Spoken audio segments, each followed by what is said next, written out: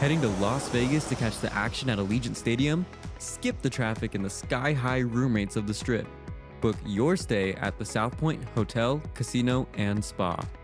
The South Point is located just 7 miles away from the stadium, and it's a quick trip up the freeway, making it an affordable rideshare or taxi ride. And don't worry about getting here when you land in Vegas. We offer a convenient airport shuttle to get your getaway off to a stress-free start. Shuttles are also available on Raider game days for a small fee. So whether you're rooting for your team or seeing your favorite band in concert at Allegiant Stadium, South Point Hotel, Casino, and Spa is your ticket to all the excitement.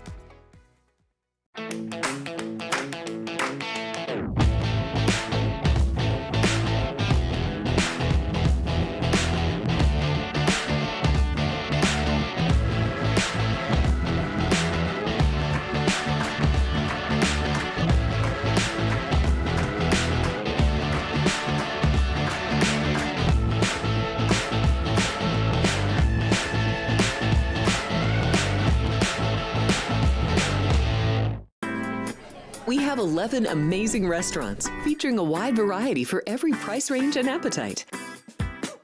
South Point's Garden Buffet has something for everyone at unbeatable prices. Or if hunger strikes in the middle of the night, join us at Coronado Cafe.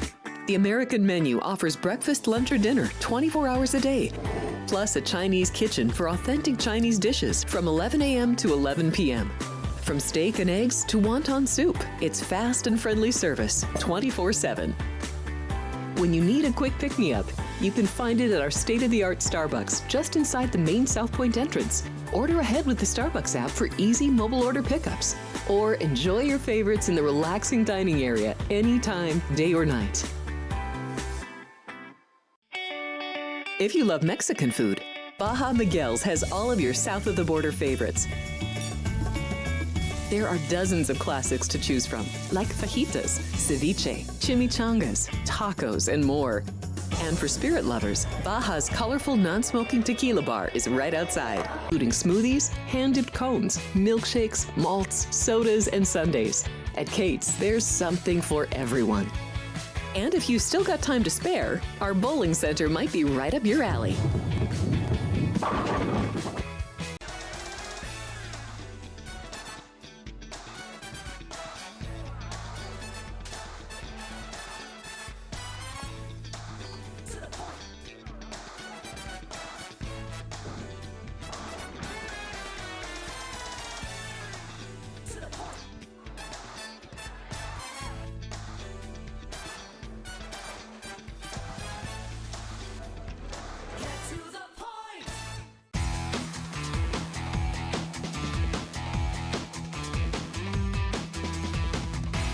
Happy Wednesday, everybody. A wild Wednesday it is. It looks like we are on upset alert to start off men's hockey in the Olympics. Right now, Slovakia up 3-1 on Finland in the third period. So we'll keep you updated with that. Pretty crazy start. We've got another one coming up here in just a couple hours. So we're going to talk about that as well here on Sports by the Book. You can find us 5 days a week. We shoot live from the South Point Hotel and Casino.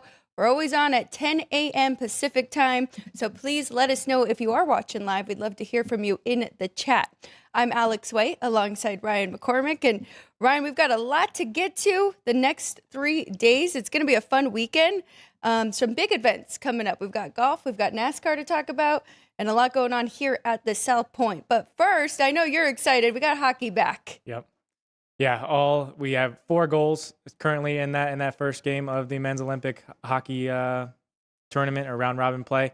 Slovakia, as you mentioned, is up 3-1. All 4 goals were scored by 3 different players. All 3 players are in the NHL. So for a team in Finland that has 24 NHL players on the roster of 25, now losing to a team in Slovakia who has 7 NHL players of their 25, but all 4 goal scorers by an NHLer in that game. So, yeah, we've got a lot of good hockey on deck, regardless of if it being including Italy with no NHLers. It's still Olympic hockey, and it'll be fun to watch. Yeah, and that is pretty wild there, because I thought Finland might almost be a little undervalued going into the round robin. And maybe they took Slovakia a little bit too lightly here in this one. So we'll keep you updated with that. The next one, the odds are crazy. You mentioned it. Italy, no NHL players on that team. So a huge underdog catching 5.5 goals in that game. Before we get to all of that, just as I kind of mentioned, we've got Pebble Beach Pro-Am starting tomorrow. So we will have a guest at the end of the show. We've got Wes Reynolds joining us, professional golf bettor, professional bettor.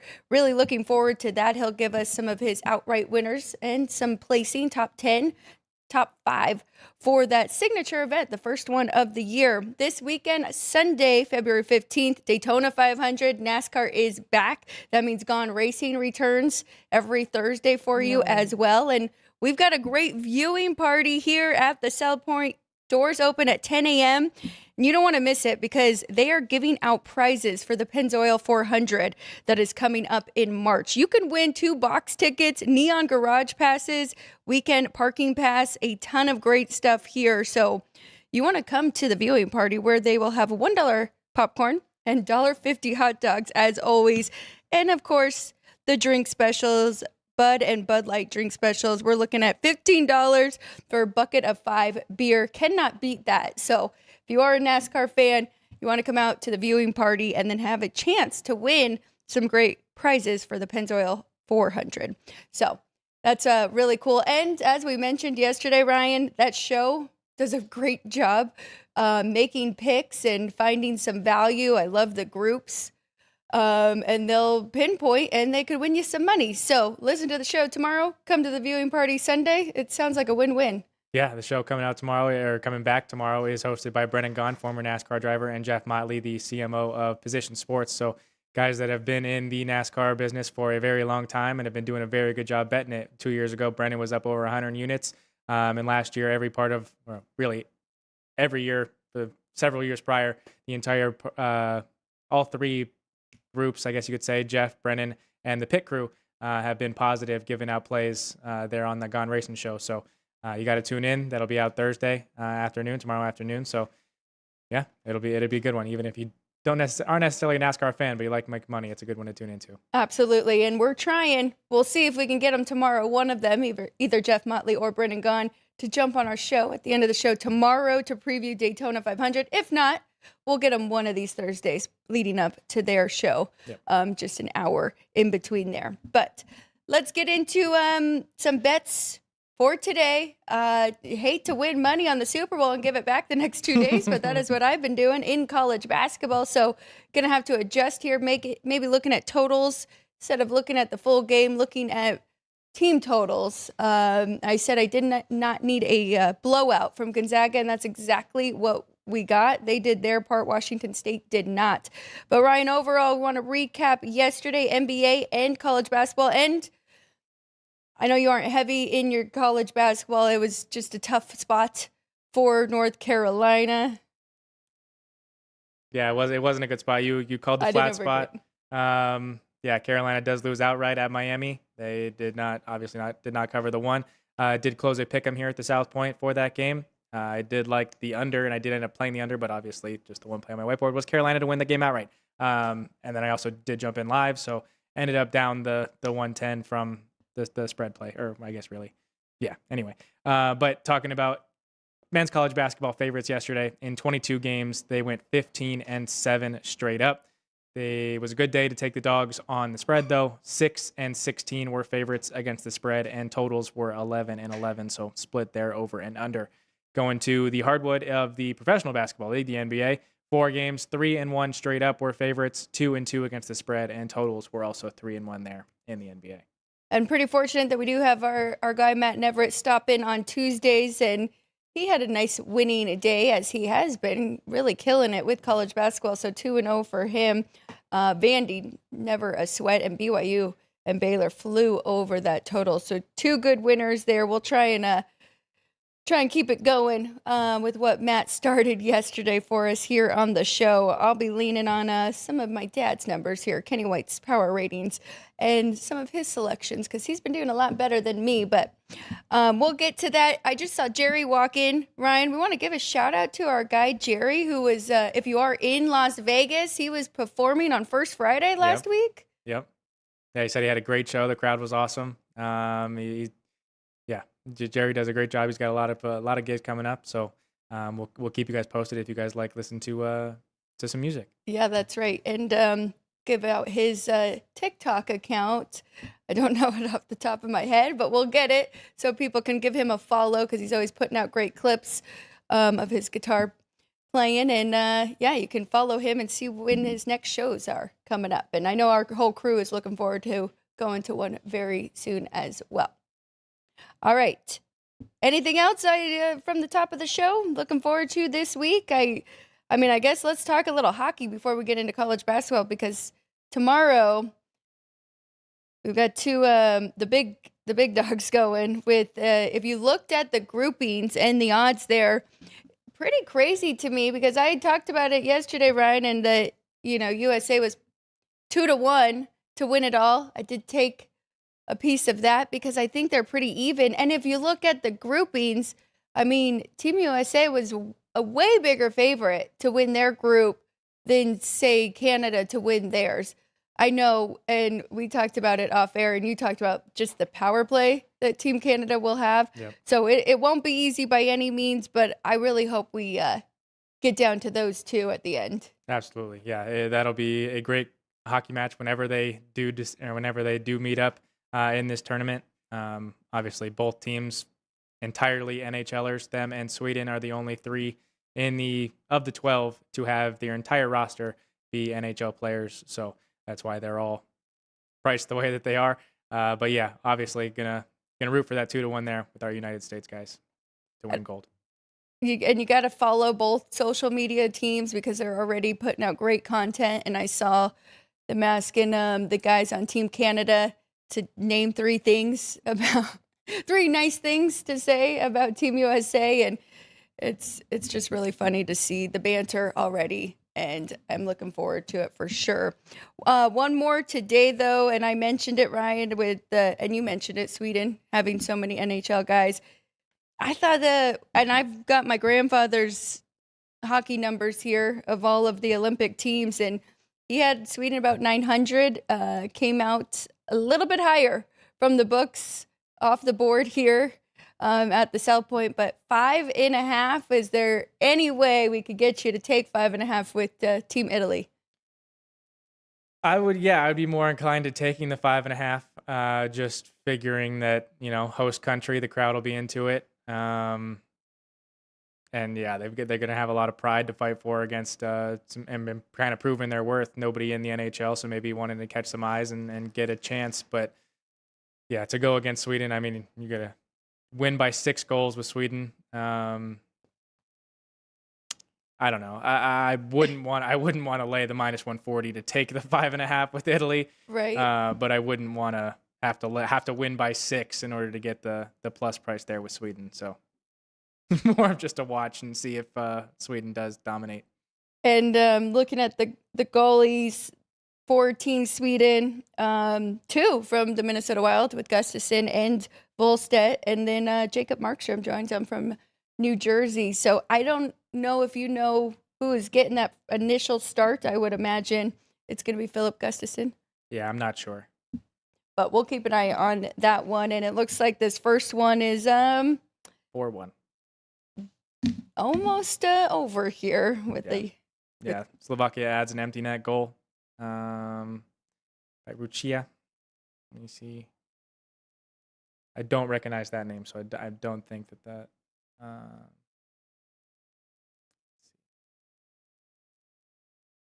Yeah, not NHL, not an NHLer. So there we go. First non-NHL goal there in the Olympics by Adam Ruzchika. I'm guessing is how to pronounce it.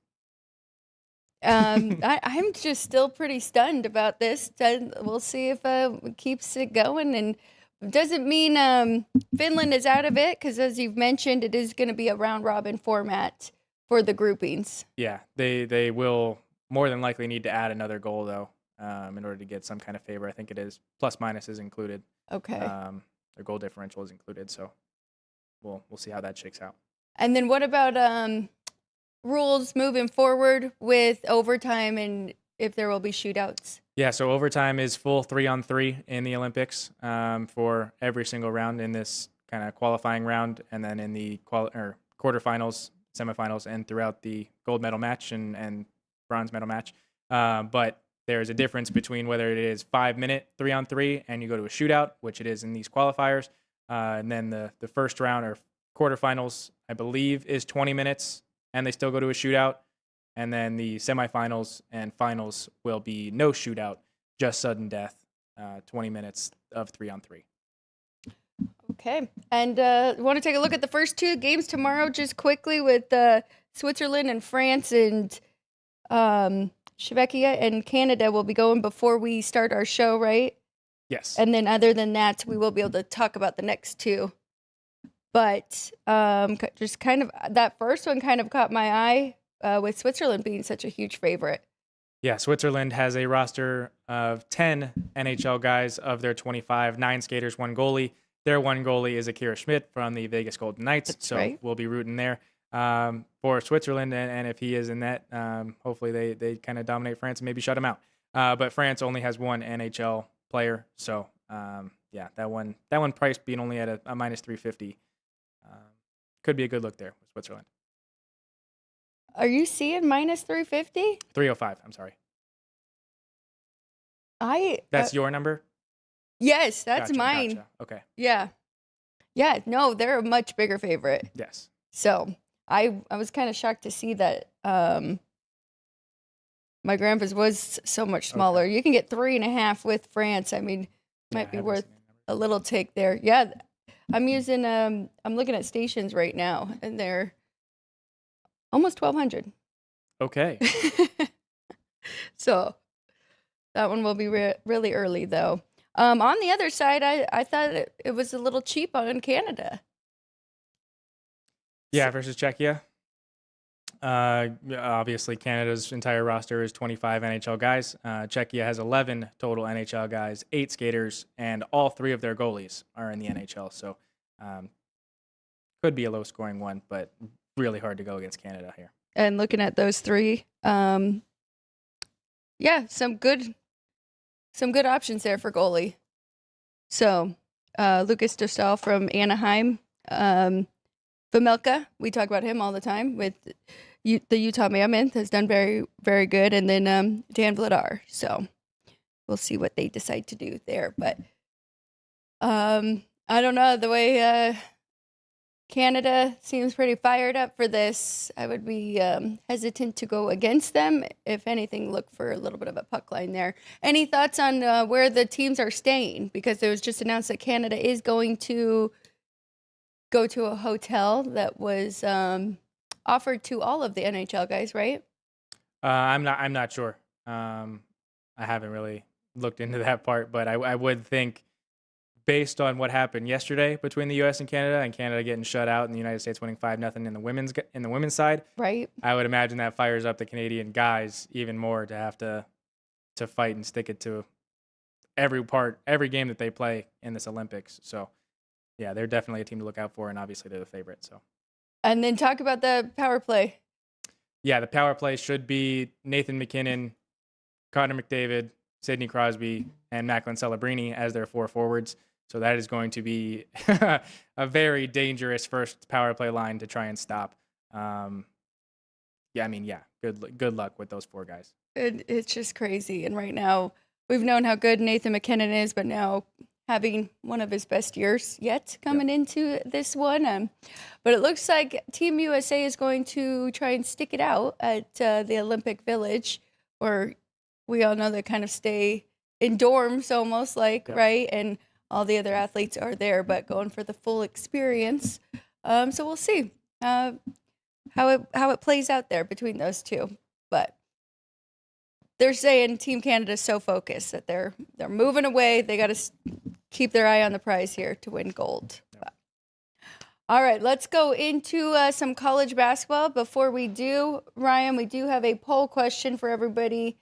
We would like to hear from them, and then we'll have another one to get you ready for Pebble Beach Pro-Am. We want to hear from you who you like, but let's start it off with college basketball as we shift over to some plays there today. Yeah, we gave you a college basketball poll question looking at teams that are almost a double-digit favorite here on the hardwood in men's college basketball. So by 9 or 10 for the win, which team are you laying the points with on the hardwood today?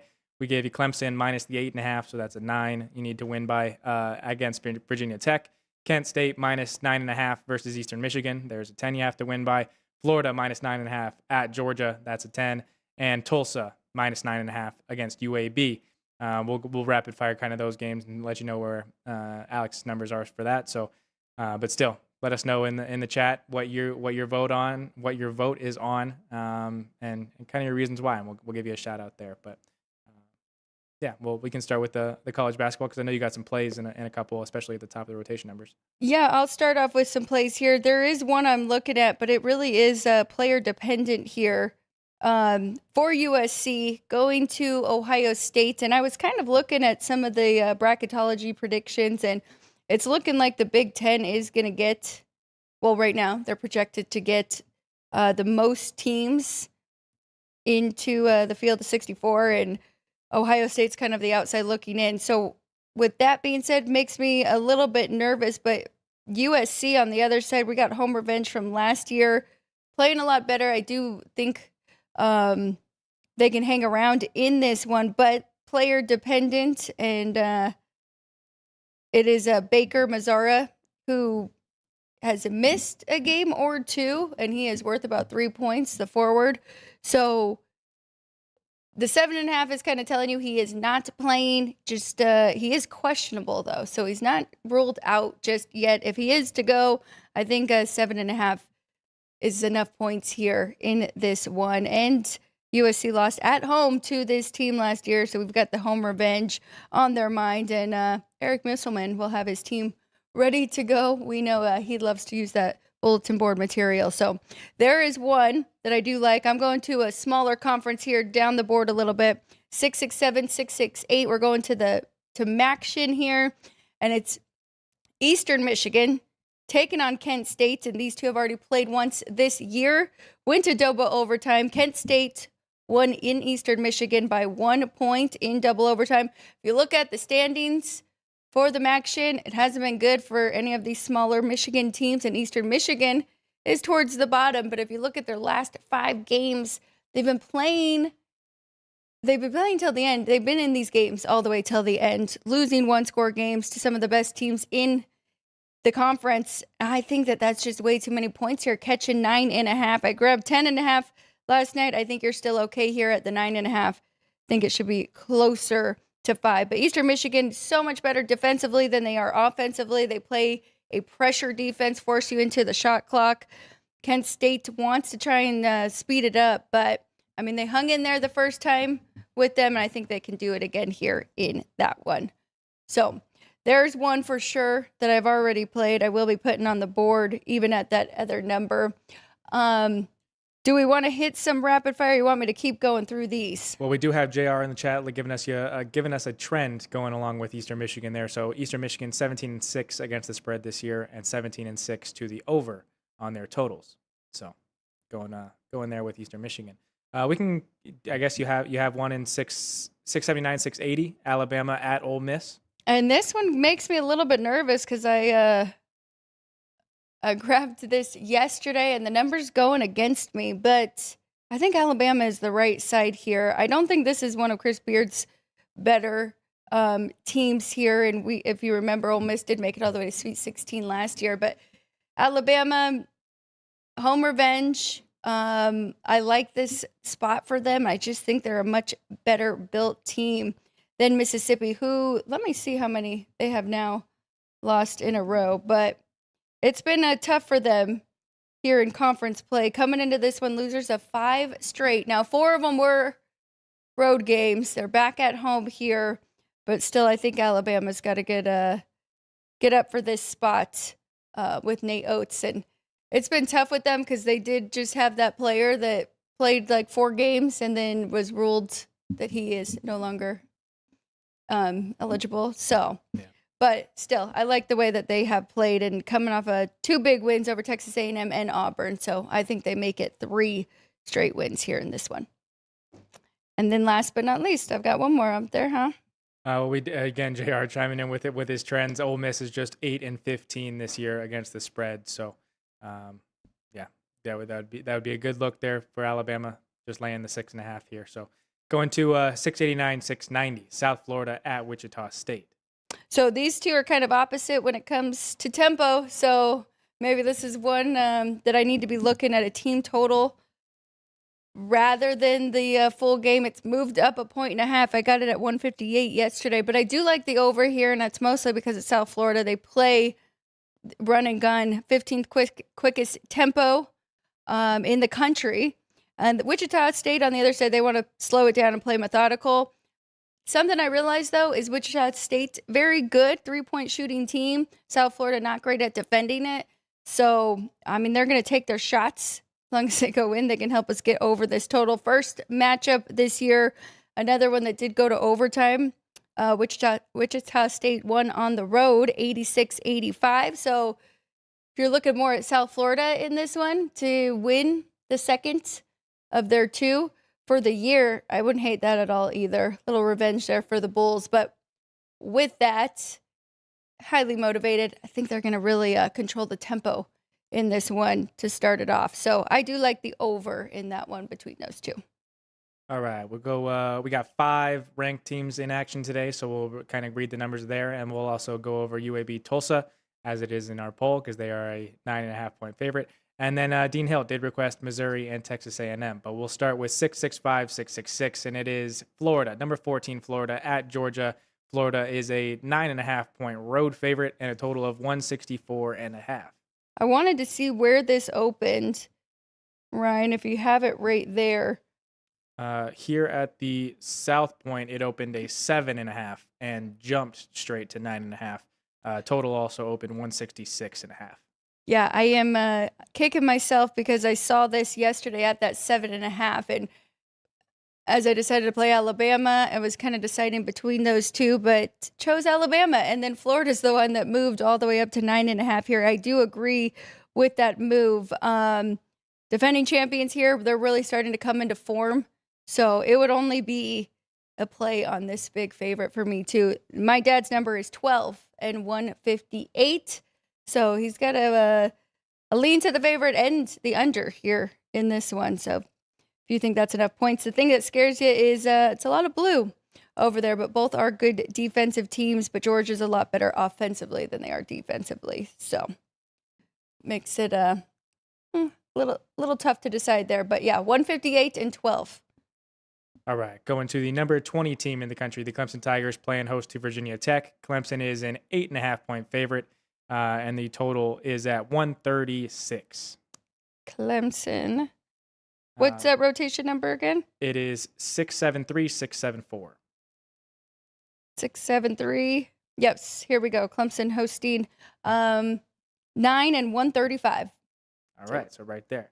All right, going to the number 6, UConn on the road at Butler. This is 685, 686. And we have UConn as an 11-point road favorite and a total of 144.5. 2-point difference here. UConn 13 on the road, total 144. Right there on the total. Yeah. All right, going to the one featured in our poll, 697, 698, UAB at Tulsa. Tulsa is a 9.5-point home favorite and a total of 161.5. All right, 5.5 and 155.5. So showing some value there on that that plus 9.5. But I will say that is home revenge being factored into that, which my dad will add at 2.5 at least, sometimes even 3. So looking at the home revenge here, it is from this season where Tulsa won in Alabama, 99-77. Sometimes seeing those first results kind of scare me off of it, but it is looking like that should be a good play to take the 9.5 here with the Blazers. The next game in rotation number order, 699-700, is Colorado against the number 16 team in the country, Texas Tech. Texas Tech is laying 15 here at the South Point. There are 14.5s in the market, but 15 here at the South Point and a total of 155. It would be 13, but with that home revenge drops down to 10.5 here for Texas Tech. Total 161. My dad didn't put it out there to give it as a play, so tread lightly there, but I know that he does have Texas Tech very high on his power ratings. So that makes sense why he decided not to put Colorado, even though that they have the home revenge played this season. And it was a tight one, Ryan. Texas Tech in Colorado, 73-71. Now you're getting 15. So if you want to play that, cannot fault you there. All right.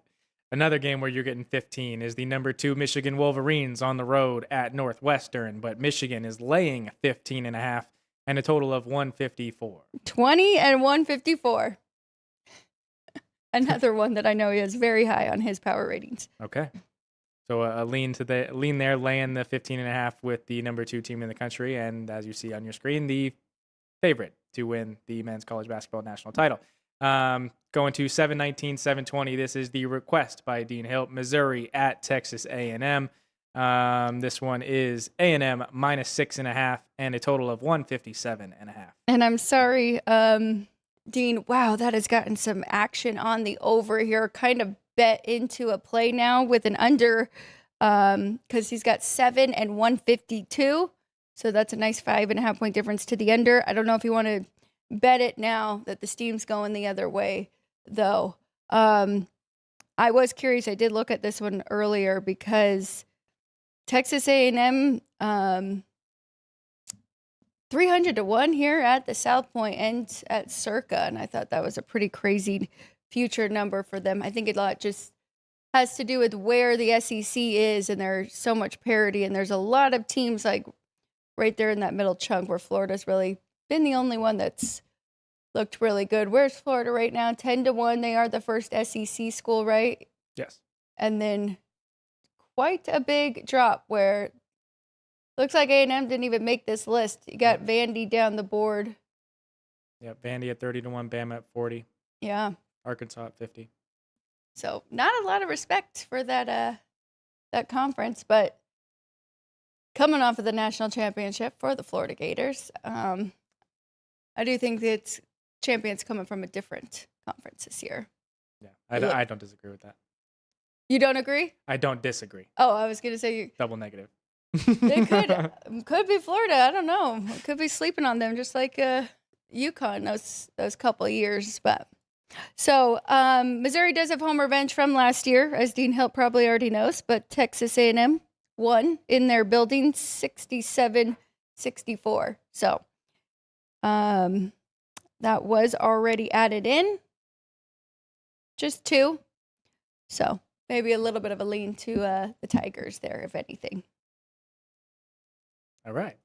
Well, let us know, live viewers, let us know if you have any requests for some other games. We do have Wes Reynolds coming up in a little bit, talking about the Pro-Am tournament at Pebble Beach coming up this weekend. So some golf plays, and we also did get word that we will have Brennan Gaughan on the show tomorrow to preview the Daytona 500. Not necessarily give his plays, because you'll have to tune in to Gone Racing for that, but to hear more about the NASCAR season coming up and everything to be excited about here with the South Point as well. Yeah, and probably even let us know about the viewing party and what they've got going. We'll even ask him about his experience and with writing tickets on Super Bowl. Yep. But I know Sunday was not his first time. I know that it is a tradition. So awesome. Thank you, Ryan, for letting us know that, and for reaching out and making that happen. That means we've got to study up on some NASCAR tonight, Ryan. Yeah. So we have all of our questions ready. But yeah, it'll be nice to talk to him about the season, looking ahead, and where he is at with that. All right, well, let's take a quick break. When we get back, we'll revisit a little bit of hockey here. If you have any more questions for us with college basketball, and then we'll have Wes Reynolds joining us in about 10 minutes here. So don't go anywhere. Love to hear from you guys in the chat. And if you have any questions for us as well, we'll be right back here on Sports by the Book. We have 11 amazing restaurants featuring a wide variety for every price range and appetite. South Point's Garden Buffet has something for everyone at unbeatable prices. Or, if hunger strikes in the middle of the night, join us at Coronado Cafe. The American menu offers breakfast, lunch, or dinner 24 hours a day, plus a Chinese kitchen for authentic Chinese dishes from 11 a.m. to 11 p.m. From steak and eggs to wonton soup, it's fast and friendly service 24/7. When you need a quick pick-me-up, you can find it at our state-of-the-art Starbucks just inside the main South Point entrance. Order ahead with the Starbucks app for easy mobile order pickups. Or enjoy your favorites in the relaxing dining area anytime, day or night. If you love Mexican food, Baja Miguel's has all of your south of the border favorites. There are dozens of classics to choose from, like fajitas, ceviche, chimichangas, tacos, and more. And for spirit lovers, Baja's colorful non-smoking tequila bar is right outside.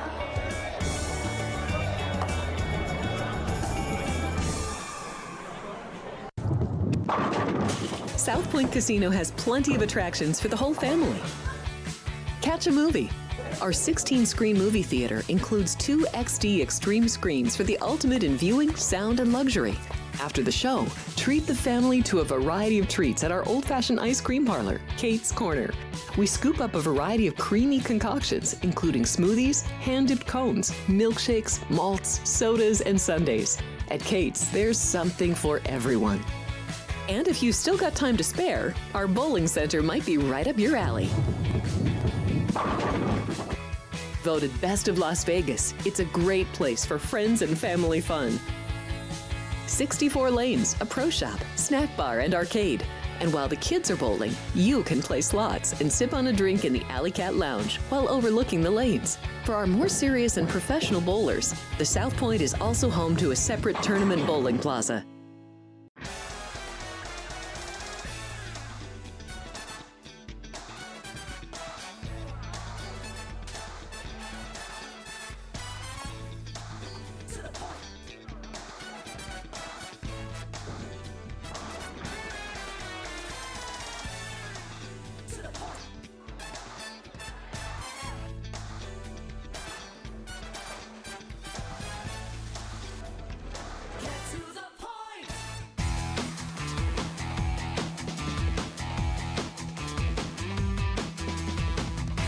Welcome back, everybody. This is Sports by the Book. We are live from the South Point Hotel and Casino. You can find us 5 days a week, Monday through Friday, 10 a.m. Pacific time. Alex White, Ryan McCormick. Joining us in 5 to 10 minutes, we have professional sports bettor Wes Reynolds, professional handicapper, especially does a great job with golf.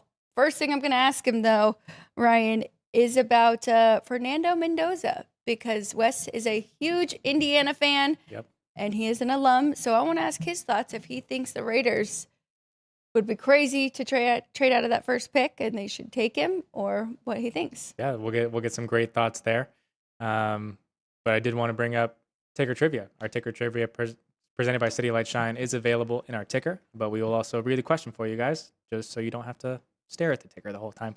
So as long as you're watching live with us now, and you'll get it. So the Winter Games have been held every year, or not every year, but have been held since 1924 and have featured over 130 participating nations. Which nation has been the most successful at the Winter Olympics all time, winning the most medals? So that is your ticker trivia question, presented by City Light Shine, available at least discount liquor, Total Wine, and here at the South Point Hotel and Casino. And people were lucky. JR wasn't watching live. He was probably traveling the last couple days. He is here. Yeah. So jump in quickly if you do know. Oh, JR jumped in too about Indiana. Yep. Well, before Wes joins us to talk about Pebble Beach Pro-Am coming up this weekend, which we've had 2 pretty good golf tournaments leading up to this one, but it is the first signature event, 8 total on the year. Let's get everybody ready with what we're seeing odds-wise, Ryan. And we know Scotty Scheffler is going to be the favorite.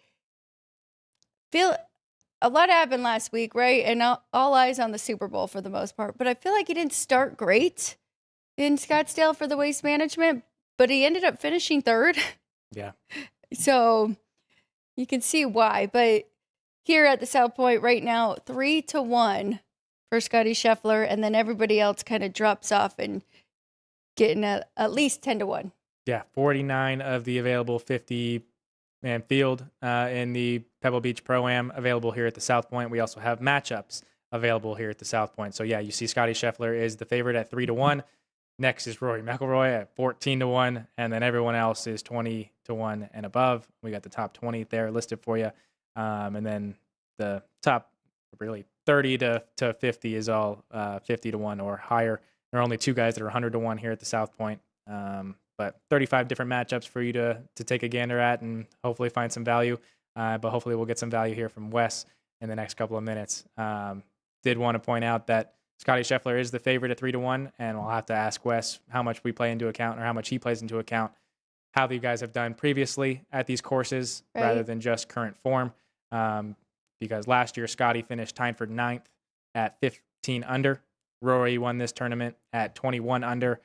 Shane Lowry was second at 19 under, and Justin Rose and Lucas Glover finished tied for third at 18 under. So Scotty being the favorite at 3-1 finished 9th last year. So we'll have to see Wes's thoughts on that. Looks like there were 300-1 here, but Richmond must have been bet on there, dropping them down to 90. Taking a look at the guys at the top, and you brought up Rory and Tommy Fleetwood. First tournament for them over here, though, this year. Otherwise, if Rory would have played in one of the first two coming in and had won this last year, I think his odds would be a lot shorter. So curious what he thinks about that. But no, I'm not surprised at all by everybody at the top there. Victor Hovland playing. He's in good form right now. Justin Rose won the very first couple weeks ago. And then Russell Henley, too. So, yeah, I'm not really surprised. And Maverick McNeely, I got to get that right. Vegas' own. And trains here at a great house in Las Vegas. So, very cool. All right. Matchups, can we see a little bit of those, too, Sean?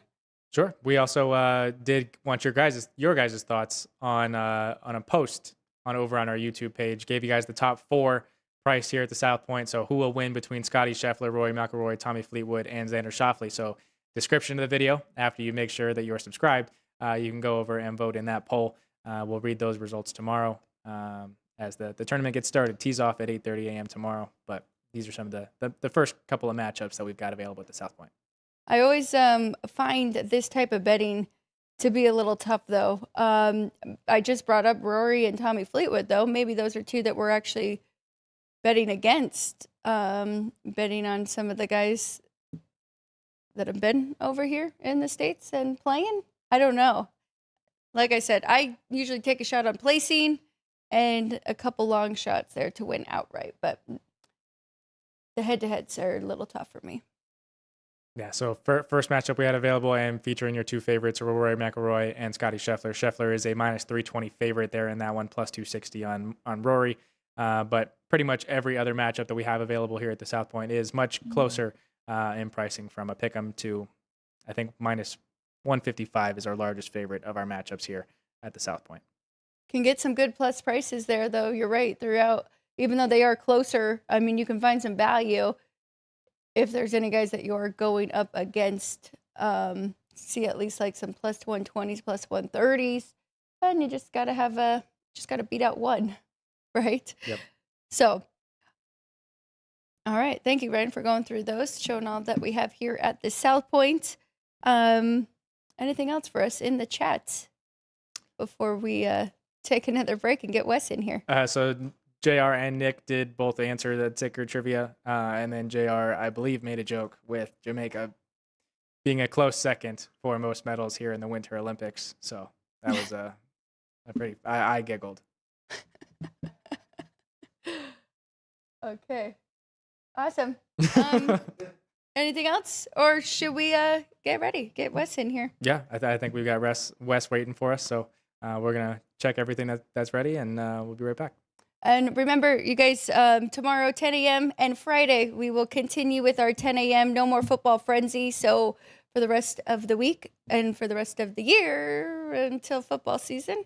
We're going Monday through Friday, 10 a.m. Pacific time.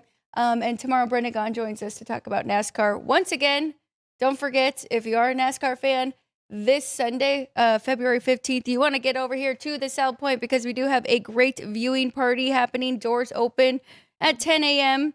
And you have an opportunity to win some great prizes for another good race coming up at March 15th for the Pennzoil 400. I'm talking box tickets, neon garage passes, which is really sweet if you haven't had a chance to do that. So come to the viewing party, register to win $5,000 VIP package as well. Kind of important there. Drink specials, and you got food specials. So you can come check that out here this Sunday, February 15th at the South Point. All right, let's take a quick break. When we get back, Wes Reynolds joins us to talk some golf here on Sports by the Book. If you're celebrating a special occasion or just love fine dining, you're in the right place. Come experience the crown jewel of South Point restaurants, Michael's Gourmet Room. Welcome.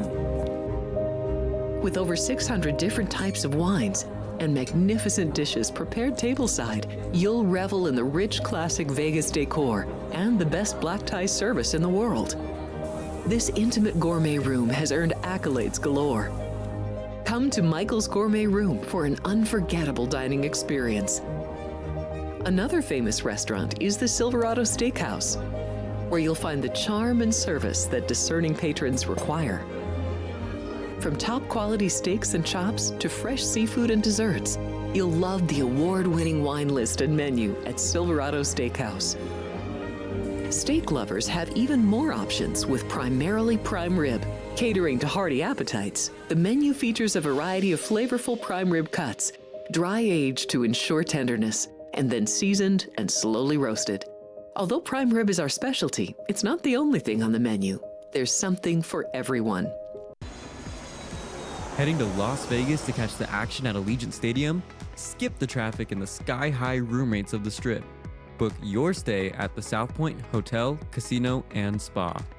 The South Point is located just 7 miles away from the stadium, and it's a quick trip up the freeway, making it an affordable rideshare or taxi ride. And don't worry about getting here when you land in Vegas. We offer a convenient airport shuttle to get your getaway off to a stress-free start. Shuttles are also available on Raider game days for a small fee. So whether you're rooting for your team or seeing your favorite band in concert at Allegiant Stadium, South Point Hotel, Casino, and Spa is your ticket to all the excitement.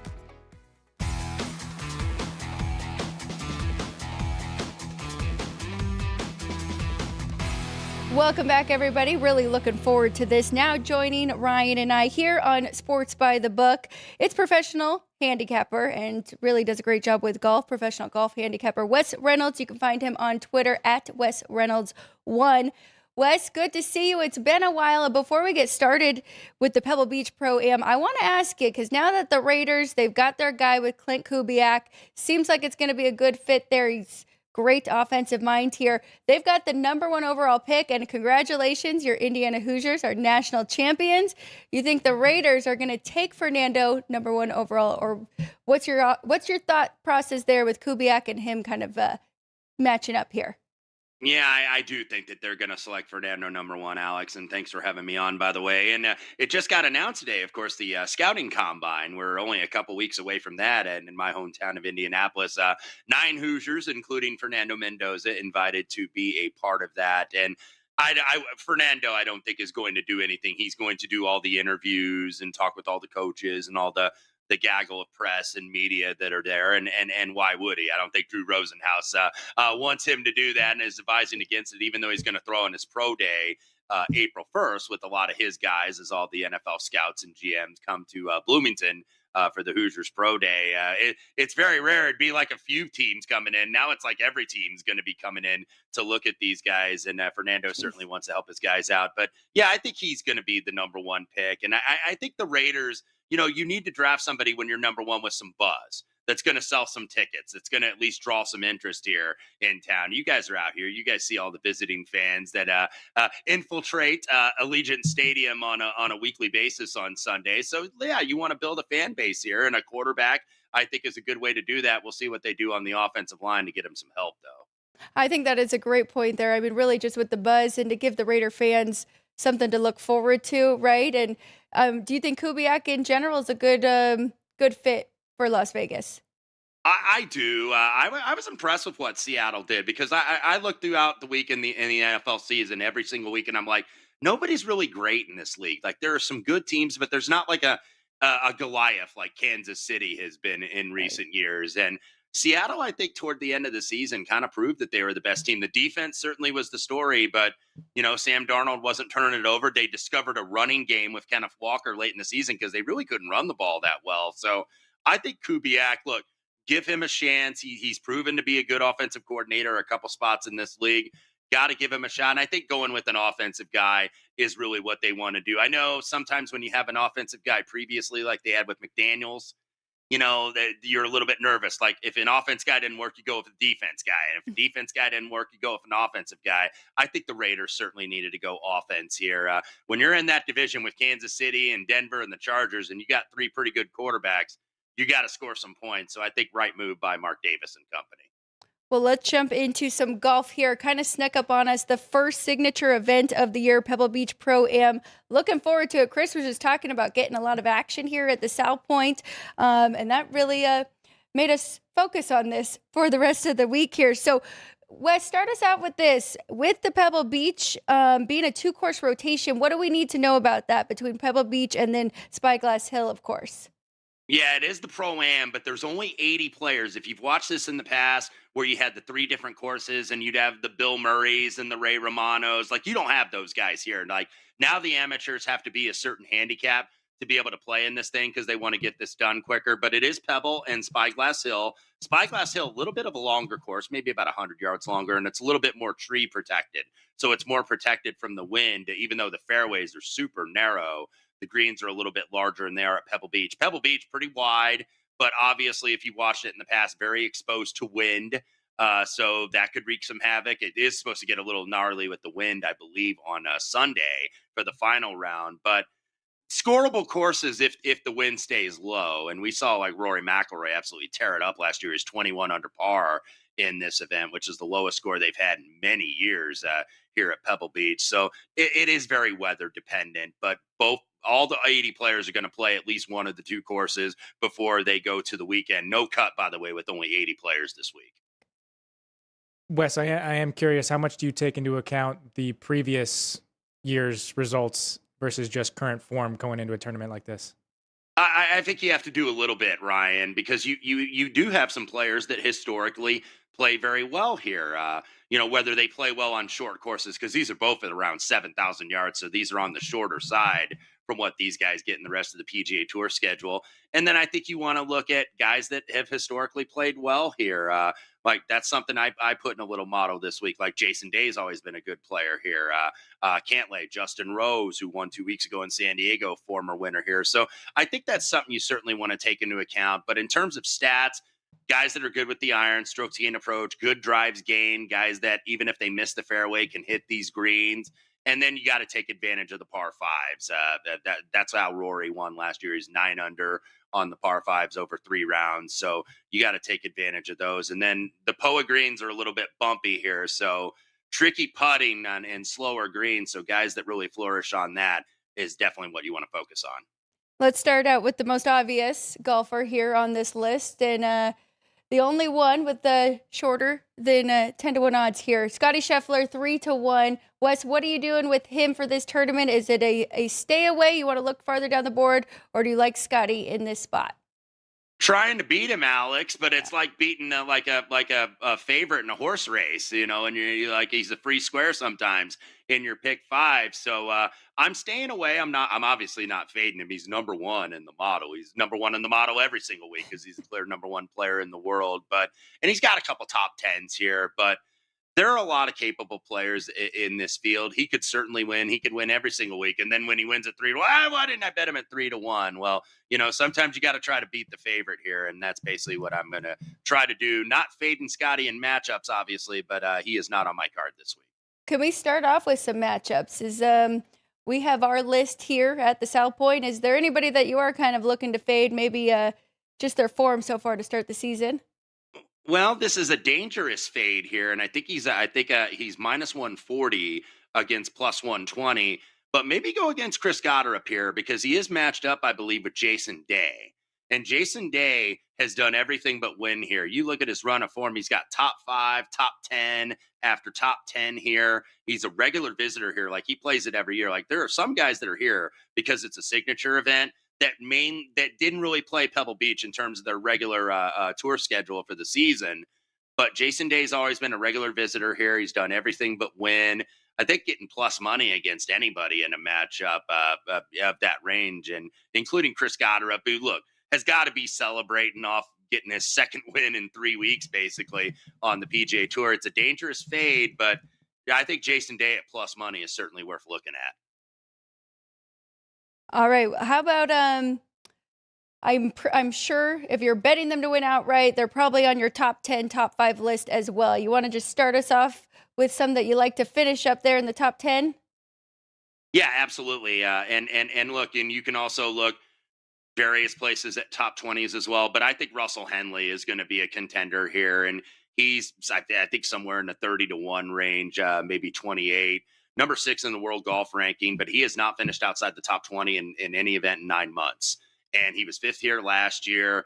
Really good in good drives gained, top 10 in approach, top 10 strokes gained around the green. So Russell Henley, and I've got like kind of 3 in that price range when you're looking at outrights that are around the 30-1 price range. Russell Henley being one of them, Victor Hovland, the Norwegian, being another one. Maybe he's inspired by them leading the medal count currently over there in Milan. But he's a former winner here, by the way. He won the 2018 U.S. Amateur when it was played at Pebble and Spyglass Hill. So Victor Hovland and also Matt Fitzpatrick, who was 9th last weekend at Phoenix, didn't really get going in the final round. So he wasn't up there with the Matsuyamas and Goddard and Siwoo Kim, the guys, and Scotty with his Sunday charge, really battling out there at the end. But ended 2025 really well. He beat Rory in that playoff over at the DP World Tour Championship in Dubai.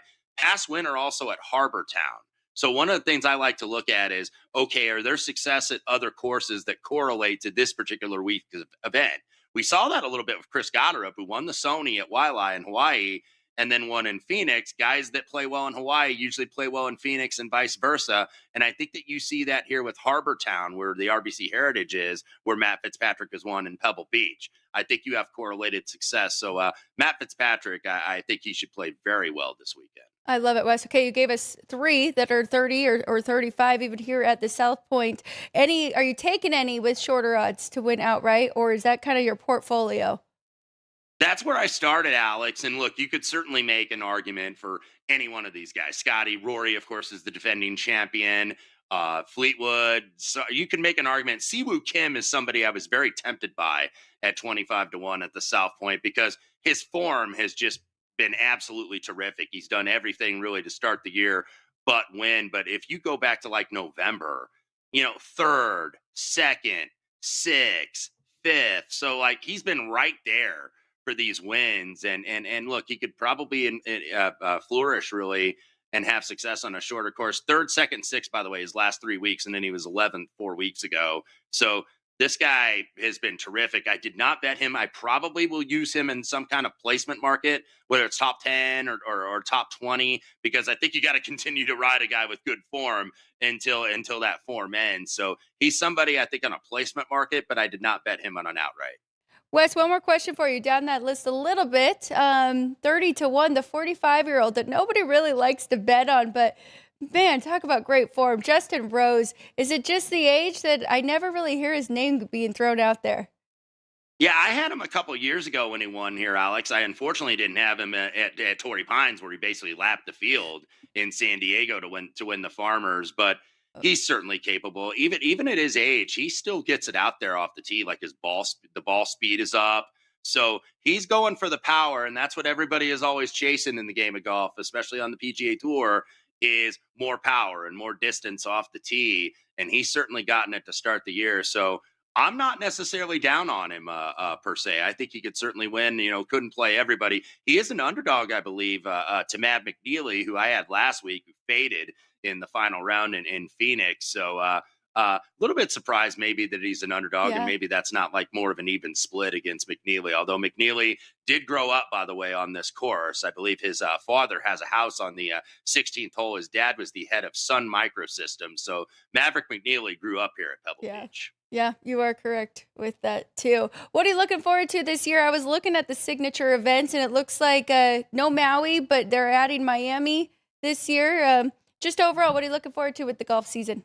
Yeah, and the schedule's so condensed, Alex, now that a couple years ago they moved the PGA from August to May. I'd kind of prefer the PGA in August, like right before football season. Yeah. But all the majors, of course, the Masters, the U.S. Open, if Scotty can duplicate what Rory did last year and finally complete the career Grand Slam. So, excited to have it back. And now that we're our football is done, we're all into golf and we're all into college basketball right now. So now we got to be experts on those sports and not just football. That's right. And speaking of college basketball, you got any games that jumped out to you for tonight you want to give us? One that I did play, I played Virginia Tech getting 8.5 against Clemson. Clemson, by the way, pulled off the Bay Area sweep that North Carolina couldn't pull off a couple weeks ago. They got beat both by Stanford and Cal, and Clemson beat them both over the weekend. Clemson, by the way, has got a visit to Duke on Saturday, and that's a battle for first place right now in the ACC. You get a Virginia Tech team that's kind of slightly on the outside looking in right now to make the field of 68 that needs a big win. I thought 8.5 was a little bit high. Maybe you get Clemson a little bit sleepy tonight in that sandwich spot. So I like the Hokies getting 8.5 down there in Little John. Love it, Wes. Thank you so much. You are the best. We appreciate you joining us on this Wednesday. Good luck with all of your golf picks and for everybody else. Where can they follow you on all your social medias? At Wes Reynolds, REYNOLDS, the last name, and then the number 1 there on the end. And Hoosier West 77 on Instagram. Very good. And we have some regulars that jump in with the chat that are also Indiana alums. So they're very excited, as you are and as you should be. What do you look next year? How's it going to go? Josh Hoover, good pickup, right? I think so. I think they're going to continue this. I'm not going against Kurt Signetti. He's going to figure it out. They were doing workouts yesterday and they tweeted out the video. So they're already on to chapter 3, as Kurt Signetti phrased it at the victory celebration. So I think Indiana's here to stay, and I'm here for it. It's awesome. It really is. Makes it a lot of fun following that college football season with Signetti. Wes, again, good luck with all your golf bets, and we'll catch you up again soon. Thank you guys for having me. Appreciate it. All right, for Ryan and I, we got to give out some of our. I don't have a whiteboard going just yet. We'll take a quick break. We'll get ready for our best bets for the day. Thank you again to Wes Reynolds. Probably throw some golf picks on our best bets as well. Don't go anywhere. We'll be right back here on Sports by the Book.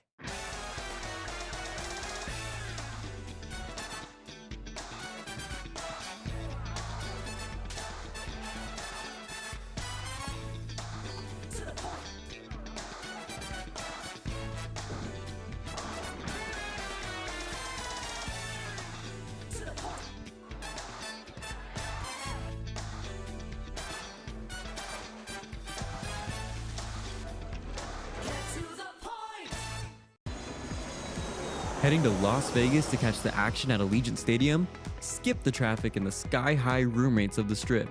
Book your stay at the South Point Hotel, Casino, and Spa. The South Point is located just 7 miles away from the stadium, and it's a quick trip up the freeway, making it an affordable rideshare or taxi ride.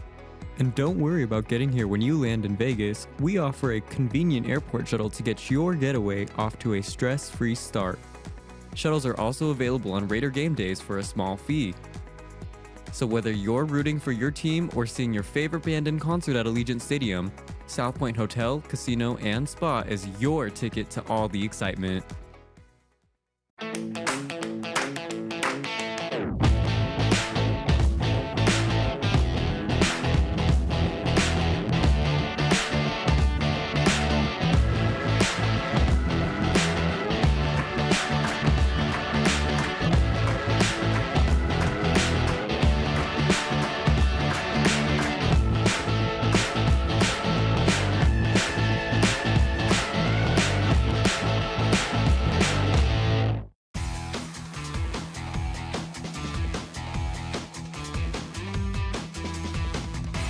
Here we go, down to the last segment here on Sports by the Book, live from the South Point Hotel and Casino. Let's check in with Ryan and our trivia answer before we get to today's best bets on this Wednesday. Yeah, ticker trivia presented by City Light Shine, available at Lee's Discount Liquor, Total Wine, and here at the South Point Hotel and Casino. It was an Olympic question for you guys today, as we are in the current Olympics. But the Winter Games have been held since 1924 and have featured 130 participating nations. Which nation has been the most successful at the Winter Olympics all time, winning the most medals? And your ticker trivia answer, presented by City Light Shine, would be, since the Winter Olympics began over 100 years ago, no country has won more medals than Norway, with 406 medals through the 2022 Winter Games. Norway, along with 11 other nations, has participated in every single edition of the Winter Games to date. And we did have JR and Nick get that answer of Norway, but JR did beat him to the punch. So Norway is your answer of today's ticker trivia, presented by City Light Shine, with the winningest nation in the Winter Games. Okay, and then we'll get to our poll results as well, if we have those. I am curious what everybody thinks. It looks like the first one, Ryan, the Florida Gators is the team to back for favorites on the hardwood. Yes, so going teams that have to win by either a 9 or a 10 in order to get the cover here. So which team are you laying the points with on the hardwood today in men's college basketball? We gave you Clemson laying 8.5 against Virginia Tech. Wes likes Virginia Tech there. Kent State minus the 9.5 against Eastern Michigan, and Florida minus the 9.5 at Georgia, and Tulsa minus the 9.5 against UAB. It's a draw, it's a tie between Clemson laying the 8.5 there. So going against West, we got a little bit of two-way action there. And Florida minus the 9.5 at Georgia, both getting 37% of the vote from our viewers today. That's very good. And that is funny because, yeah, Wes liked that Virginia Tech. I liked Eastern Michigan, and Kenny White liked UAB. So really, Florida seems like a pretty good option there. I actually do like the Gators in that spot too. All right, what did everybody think about Pebble Beach? Who were we did get a 30-1 there from Dean, like, and Justin Rose, and then Jimmy Football agreed. Or Jimmy was curious about Ludwig Oberg, because he's playing so poorly. But yeah, he is. He was that first one that Justin Rose did win. He was a big favorite. Oberg. So not been playing great. Okay, let's review Wes's 3 that were at least 30-1. Matt Fitzpatrick was his last one, but it is 35-1 here at the South Points. And then if we can see those odds, yep, we've got Victor Hovland, right? And Russell Henley, 30-1 here at the South Point. I'll probably take both of them to finish top 20 or top 10, try to get a good plus price there for those two that are 30-1 going into this one. Okay, now let's go with some best bets. I see Ryan writing on his whiteboard. I'm not sure which way he's going with this, but we will find out soon. I'll kick it off. I'm going with 2. I'm not going to bet the total just yet after yesterday being the complete opposite of my totals. I'm going with 2 sides here, though. I'm going with Eastern Michigan against Kent State, catching 9.5. Some home revenge. They've been playing tight, 1-score games in conference play. Just can't seem to get over the hump and get that win. I think they keep this one close. I don't think they should be a 9.5-point underdog. And then I'm going with Alabama, kind of fading Ole Miss. Coming into this one, losers of 5 straight.